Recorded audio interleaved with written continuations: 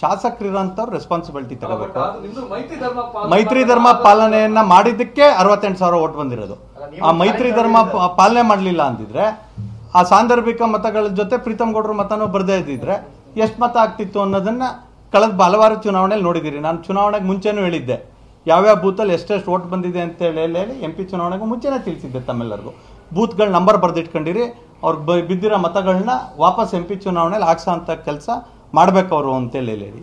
ಯಾವಾಗ organic growth ಇರುತ್ತೆ ಅಂದರೆ ಶ್ರಮಪಟ್ಟು ಓಟನ್ನು ಕ್ರೋಢೀಕರಿಸಿ ಮಾಡ್ಕೊಂಡಿರೋದು ಗಟ್ಟಿಯಾಗಿ ಉಳಿಯುತ್ತೆ.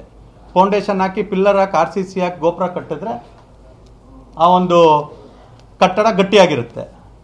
ಯಾವುದೋ ಒಂದು ಕಟ್ಟಡದ ಮೇಲೆ ಗೋಪುರ ಕಟ್ಕೊಂಡು ರಿಸಲ್ಟ್ ಮಾಡಿದ್ರೆ ಸಾಂದರ್ಭಿಕ ಮತವಾಗಿ ಅದು ಇರುತ್ತೆ.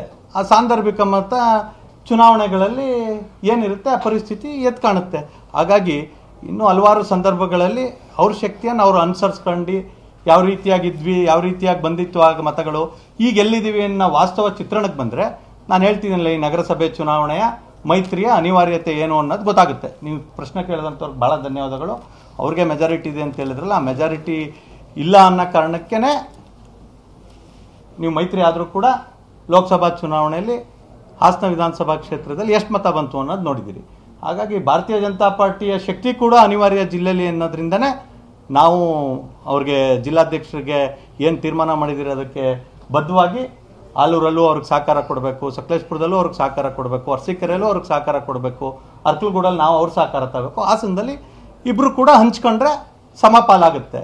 ಅದನ್ನು ಬಿಟ್ಟು ಮತ್ತಿಲ್ಲ ನಮ್ಮದೇ ಶಕ್ತಿ ಇದೆ ಅಂತ ಸಾಂದರ್ಭಿಕವಾಗಿ ಏನಾದರೂ ಶಕ್ತಿ ಅನುಸಾರವಾಗಿ ಹೋದರೆ ಇವಾಗ ಏನಿದೆ ಅನ್ನೋದನ್ನ ನೀವೆಲ್ಲರೂ ಕಣ್ಮುಂದೆ ನೋಡಿದ್ದೀವಿ. ಇನ್ನು 1.5 ವರ್ಷಕ್ಕೆ ಮತ್ತೆ ಲೋಕಲ್ ಬಾಡಿ ಚುನಾವಣೆ ಬರುತ್ತೆ. ಮೈತ್ರಿ ಧರ್ಮ ಪಾಲನೆ ಆಗಬೇಕು ಅಂತೇಳಿ ಹೇಳಿ ಎಲ್ಲರಿಗೂ ಅಪೇಕ್ಷೆ ಇರೋದ್ರಿಂದ ಇಲ್ಲಿಂದ ಪ್ರಾರಂಭ ಆಗುತ್ತೆ ಅಂತೇಳಿ ಹೇಳಿ ಲೋಕಲ್ ಬಾಡೀಸಲ್ಲಿ ಇಡೀ ರಾಜ್ಯದಲ್ಲಿ ಅಪೇಕ್ಷೆ ಇಟ್ಕೊಂಡಿದ್ದೀವಿ. ಅಂದರೆ ಈ ಅರ್ಬನ್ ಲೋಕಲ್ ಬಾಡೀಸ್ ಅಧ್ಯಕ್ಷ ಉಪಾಧ್ಯಕ್ಷ ಚುನಾವಣೆ ಸಂದರ್ಭದಲ್ಲಿ. ಹಾಗಾಗಿ ಎಲ್ಲರಿಗೂ ಕೂಡ ಜವಾಬ್ದಾರಿ ಇರುತ್ತೆ ಅದನ್ನು ನಡೆಸ್ಕೊಂಡು ಹೋಗೋವಂಥದ್ದು. ಅದರಲ್ಲಿ ಪ್ರೀತಮ್ ಗೌಡ ಕೂಡ ಹೊರತಾಗಿಲ್ಲ. ಪ್ರೀತಮ್ ಗೌಡನೂ ಕೂಡ ಒಬ್ಬ ಸಾಮಾನ್ಯ ಕಾರ್ಯಕರ್ತ. ಆ ಕಾರ್ಯಕರ್ತನಾಗಿ ಆ ಕೆಲಸವನ್ನು ಮಾಡೋ ಅಂಥದ್ದನ್ನು ಮಾಡ್ತೀವಿ. ಧನ್ಯವಾದ. ಬಿಜೆಪಿ ನಗರಸಭೆ ಸದಸ್ಯರು ಸಾಂದರ್ಭಿಕವಾಗಿ ಅವರ ತೀರ್ಮಾನವನ್ನು ಮಾಡಿದ್ರೆ ಏನಾಗಿದೆ? ನಿಮ್ಗಳಿಗೆ ಅದು ಯಾವುದು ಅನುಮಾನ ಬೇಡ. ಯಾಕಂದರೆ ಟ್ರಿಪ್ ಹೋಗದೆ ಹಾಸನದಲ್ಲೇ ಕೈಗೆ ಬಾಯಿಗೆ ಕಾಲಿಗೆ ಸಿಗೋಂಥ ಸದಸ್ಯರಿದ್ರೆ ಭಾರತೀಯ ಜನತಾ ಪಾರ್ಟಿ ಕಾರ್ಯಕರ್ತರು. ಯಾಕಂದರೆ ನಾವು ಗೆದ್ದಿರೋ ಅಂಥದ್ದು ತತ್ವ ಸಿದ್ಧಾಂತದ ಆಧಾರದ ಮೇಲೆ ಆರ್ಗ್ಯಾನಿಕ್ ಗ್ರೋತಲ್ಲಿ ಇರೋಂಥವ್ರು.